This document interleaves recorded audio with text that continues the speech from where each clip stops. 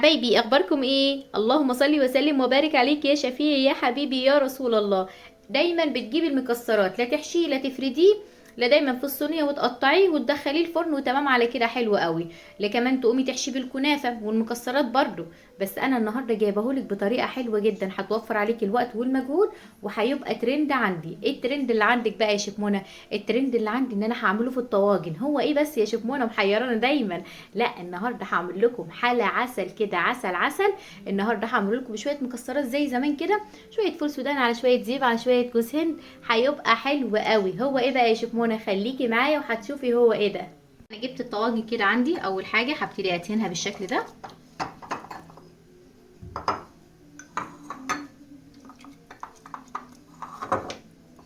الطواجن كلها كده يا حبايبي.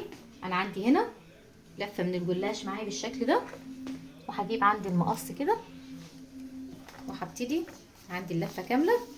هبتدي اقسم لفه الجلاش معايا. طريقه سهله جدا جدا وحلوه بالشكل ده. انا قسمتها كده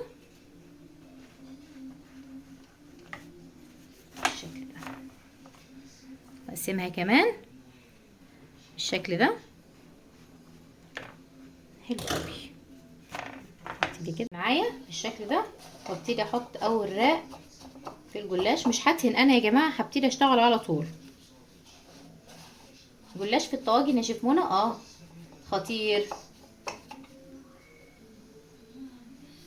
بالشكل ده. هبتدي راق راق وابتدي كده بالشكل ده.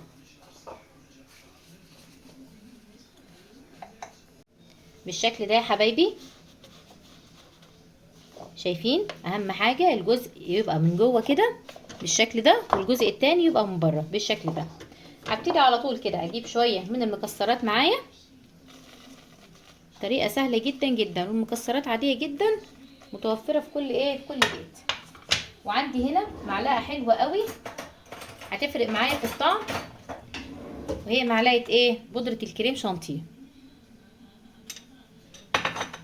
حلو قوي كده. وابتدي كده اجيب السمنه عندي كده، وابتدي اعمل كده. طريقه سهله حلوه لذيذه جديده بالشكل ده. هبتدي اقفل عندي الطاجن معايا بالشكل ده. هقفله بمنتهى السهوله بالشكل ده. الشكل ده هيتقفل معايا بالشكل ده.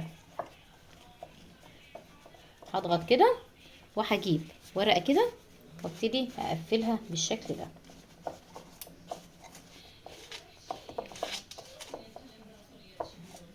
بالشكل ده بالشكل ده. هبتدي هنا اجيب السمنه كده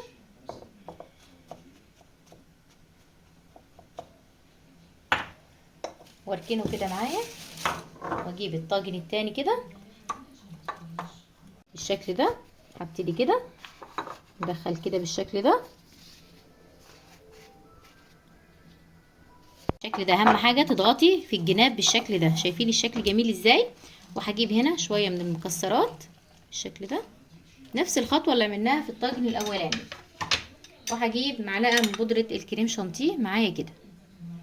مش متوفر عندك ممكن تضيفي معلقه من السكر البودر، بيبقى حلو بيدي نفس النتيجه. بس الطعم طبعا الكريم شانتيه دايما بيعزز الطعم معانا، بيديله قوام حلو قوي.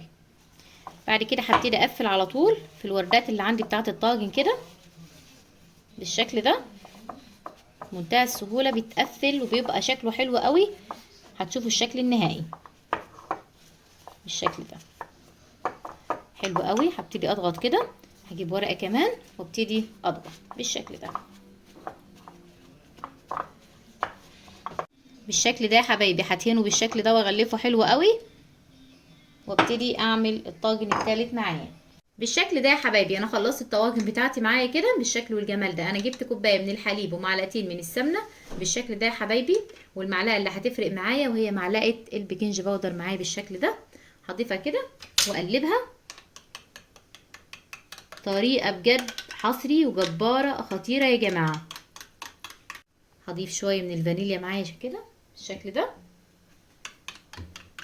دمجت الخليط كده كويس حلو قوي. هبتدي اضيف هنا كده شويه شويه بالشكل ده.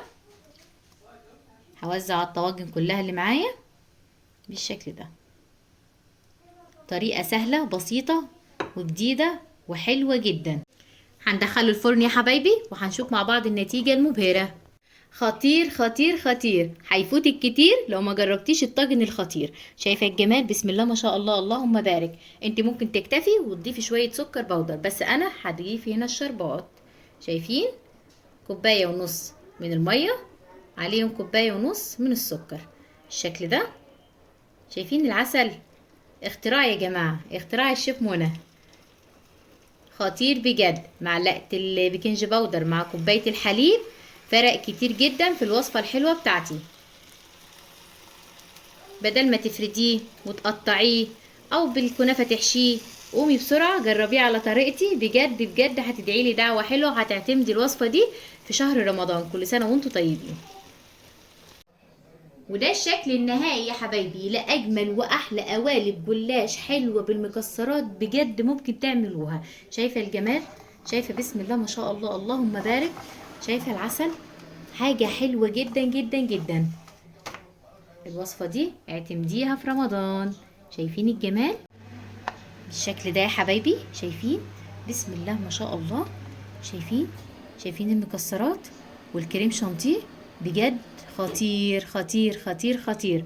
شايفين؟ بسم الله ما شاء الله مورقة ازاي؟ شايفين الجمال؟ شايفين؟ في اسهل من كده ولا ابسط من كده؟ طريقة حلوة جدا، بسيطة حلوة لطيفة. قومي يلا بسرعة اعمليها واعتمديها عندك في شهر رمضان. حصري بس مع مطبخكم احلى مع الشيف منى. هشوفكم في وصفات اجمل واحلى. ربنا يحسن ما بين ايديكم. باي باي.